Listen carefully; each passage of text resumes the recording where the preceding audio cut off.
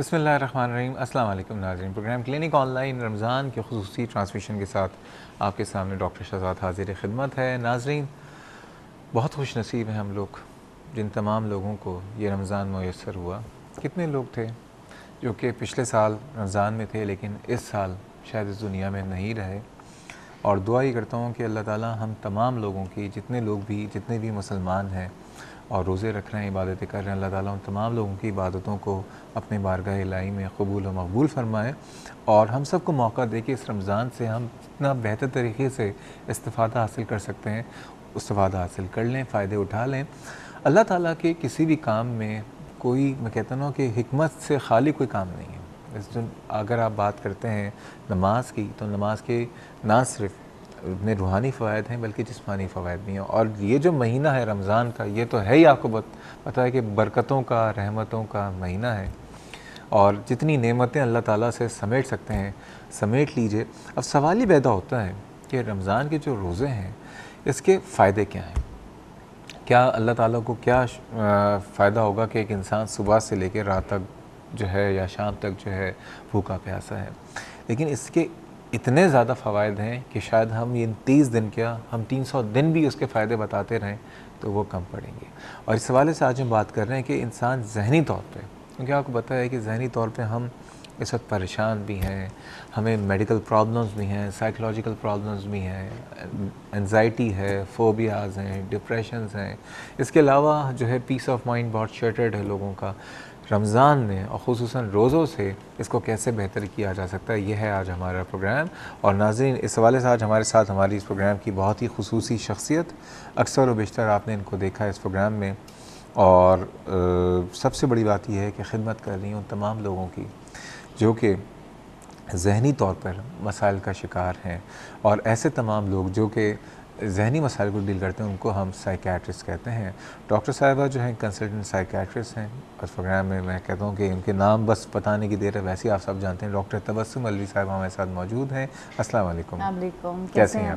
الحمدللہ. روزے کیسے چل رہے ہیں جی؟ شکر الحمدللہ.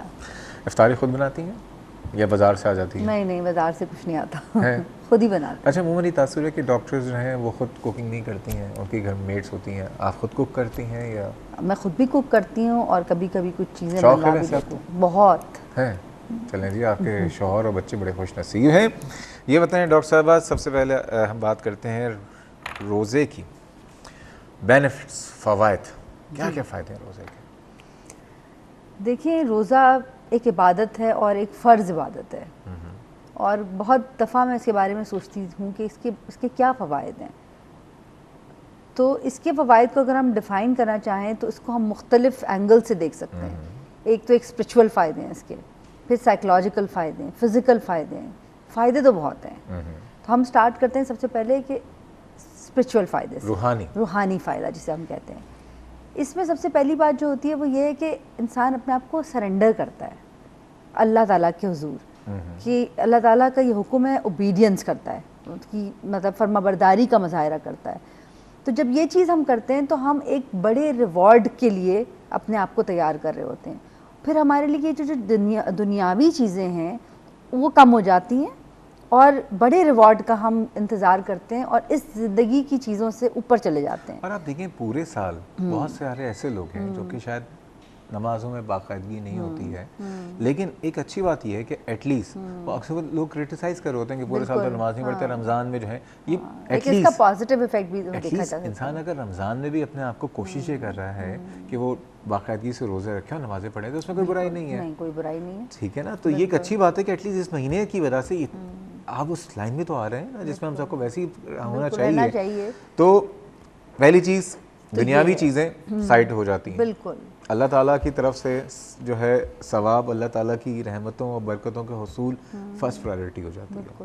اچھا، اور بتائیے. پھر اس کے بعد دیکھیں آپ اس کے فزیکل امپیکٹ دیکھیں. جب ہم کھانا پینا چھوڑتے ہیں تو ہمارے اندر جو ایک ہوس ہوتی ہے کھانے کی وہ کم ہوتی ہے، جس کو ہم اب گریڈ کا نام دیں، یعنی کہ ایک لالچ. انسان کی لالچ کو یہ کم کرتی ہے، انسان کی برداشت کو بڑھاتی ہے. کیونکہ عام حالات میں دیکھیں ہمارا جب دل چاہتا ہے ہم کھا لیتے ہیں، لیکن اب نہیں کھاتے. تو ہماری جو برداشت ہے وہ بڑھتی ہے اس سے، اور اس کے ساتھ ساتھ سیلف کنٹرول آتا ہے. تو سیلف کنٹرول ایک ایسی چیز ہے جو انسان کو بہت سکسیس میں فائدہ مند ہوتا ہے, جس کو کہتے ہیں نا تزکیہ نفس. تزکیہ نفس, آپ بالکل صحیح کہہ رہے ہیں. تو وہ جو چیز ہے وہ انسان کے لیے بہت فائدہ مند ہے, اور دنیاوی سکسیس اور دینی سکسیس ہر طرح کی جو ہے وہ سکسیس لے کے آتا ہے, کیونکہ کنٹرول ایسی چیز ہے جو بڑا مشکل ہے لانا اپنے اوپر, اپنے بیہیویئر کے اوپر کنٹرول. کوئی نہیں دیکھ رہا ہوتا ہمیں, لیکن ہم پھر بھی وہ کام نہیں کرتے جو ہمیں جس سے منع کیا گیا کرنے کو. تو ہم چھپ کے کر لیں لیکن ہم نہیں کرتے وہ چیز. تو ہم اپنے بیہیویئر کو خود ماڈیفائی کرتے ہیں اور کسی کے تابع لے کر آتے ہیں. تو اس سے جو ہے ایک انسان کی گرومنگ ہوتی ہے, اور بہت سے بیہیویئرس کنٹرول ہوتے ہیں. انسان بہت سارے گناہوں سے بچتا ہے, بہت ساری چیزوں سے بچتا ہے اس کے اندر. پھر دوسری جو بہت امپورٹنٹ چیز ہے اس کی, کہ جب ہم کھاتے نہیں ہیں پیتے نہیں ہیں تو ہمیں ان کا احساس پیدا ہوتا ہے کہ جن کے پاس یہ ہے نہیں. تو یہ ایک بہت بڑا ایک اس کا جو ہے فائدہ ہے کہ دوسروں کا احساس ہم میں پیدا ہوتا ہے, جسے ہم اپنی زبان میں ایمپتھی کہتے ہیں. احساس پیدا ہوتا ہے, پھر ہم ان کے لیے کرتے ہیں خیال کہ ہمیں اگر اتنی سی دیر میں کچھ کھانے کو نہیں مل رہا تو ہم کیسا محسوس کر رہے ہیں, تو ان کا کیا ہوتا ہوگا, ان کو ملتا نہیں ہے کھانے کو. تو ایک بہت بڑا جذبہ ہے جو اس حوالے سے پیدا ہوتا ہے. اچھا یہ بتائیے کہ اگر ہم بات کریں سائیکولوجیکل طور پہ, ایک تو پہلی بات کہ ظاہر بات ہے کہ آپ کو اپنے اوپر کنٹرول کرنا آ جاتا ہے. عام زندگی میں تو ہم کنٹرول نہیں کر پاتے, ہماری تو اتنی نفسانی خواہشات ہیں کہ ہم ان خواہشوں میں ڈوبے ہوئے ہوتے ہیں. ٹھیک ہے نا, اگر کوئی چیز کا دل میں خیال آ گیا کہ آج یہ کھانا ہے, کچھ بھی کریں گے جا کے کھائیں گے. آج گھومنے جانا ہے تو کچھ بھی کریں گے, گھومنے جائیں گے. لیکن ایٹ لیسٹ ہمیں ایک لائف میں ڈسپلن سکھا رہا ہے رمضان نا. یہ بتائیے لوگ اس وقت آپ کو پتہ ہے کہ ایک تو پہلی بات بنیادی زندگی کی ضروریات کے لیے, اس کے حصول کے لیے پریشان ہیں, اور دوسرا کچھ ایسا ہے کہ ہم کچھ مٹیریلسٹک بھی زیادہ ہو گئے ہیں. ہم چاہتے ہیں کہ وہ جو مٹیریل چیزیں ہمارے لیے زیادہ پرائیورٹائز ہو گئی ہیں, بجائے اس کے کہ ہم ذہنی سکون سے زیادہ ان چیزوں کو حاصل کرنے کے لیے اپنا ذہنی سکون ترباہ برباد کر رہے ہوتے ہیں.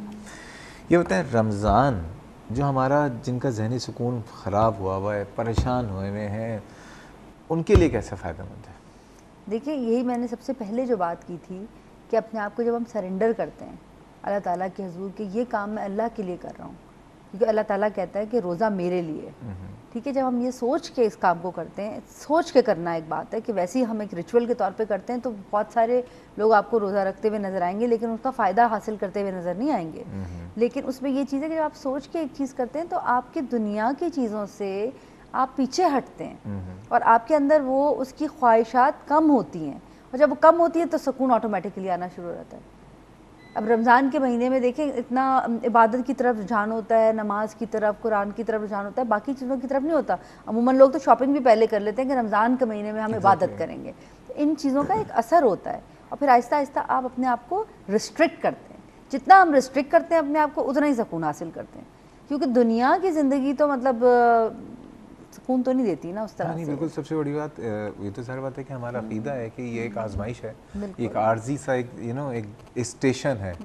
ٹھیک ہے نا, یہاں سے ہمیں آگے جانا ہے. اب یہ بتائیے, یہ چھوٹے چھوٹے ٹیسٹ ہیں, میرا خیال ہے رمضان بھی جو ہے, روزے بھی ایک ٹیسٹ ہیں اور ہماری ایک ایکسرسائز ہے بیسیکلی. اگر ہم سمجھیں اس کو تو اللہ تعالیٰ ہم سے ہر سال ایک ایکسرسائز جو ہے وہ کرواتا ہے. یہ ہوتا ہے, آپ نے اس روحانی فوائد بتائے, آپ نے اس کے جو ہے انسان کے ذہنی طور پہ جو ہے ذہنی سکون کس طرح سے حاصل ہو سکتا ہے. فزیکل ہمارے جسم کو پورے دن بھوکا پیاسا رہنے سے کیا فائدہ ہوتا ہے؟ دیکھیں اس سے فائدہ یہ ہوتا ہے کہ سب سے پہلے کہ ہمارے جسم میں ایسے زہریلے مادے پیدا ہوتے ہیں جو جب بھوکا پیاسا رہنے سے وہ ختم ہوتے ہیں. اچھا, ہم زہریلے لوگ ہیں؟ جو ٹاکسنس ہمارے باڈی کے اندر پیدا ہوتے ہیں جو ہم اننیسیسری سارا دن کھاتے رہتے ہیں, ان سب چیزوں کو ایک باڈی کو ایک ریکوائرمنٹ ہوتی ہے کہ 10 سے 12 گھنٹے اس کو کلین رکھا جائے, تو وہ پھر آپ کا سارا سسٹم جو ہے فلش آؤٹ کر جاتا ہے, کلین ہو جاتا ہے. تو اس کا سب سے بڑا فائدہ تو یہ ہے.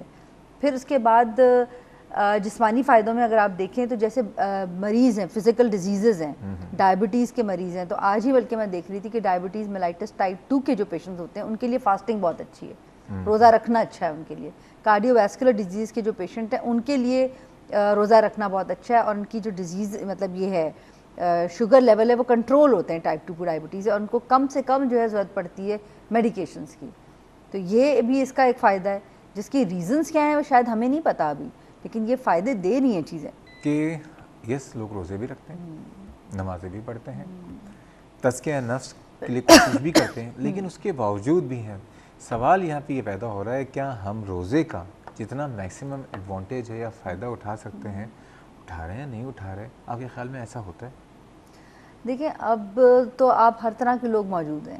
بہت سے لوگ ایسے ہیں جو میں بس ایک عام آدمی کی بات کر رہا ہوں, میں بھی اس میں شامل ہوں, ہم سب اس میں شامل ہیں کہ جس طرح سے ہماری سحری, ہمارے افطار, اور جس طرح سے ہم کوشش یہ کر رہے ہوتے ہیں افطار کے وقت جو ایک افراتفری مچی ہوئی ہوتی ہے کہ ہم ریش ڈرائیونگ کر رہے ہوتے ہیں کہ کس طرح افطار پہ پہنچ جائیں, کیا ہی کرنا آپ کے خیال میں صحیح ہے؟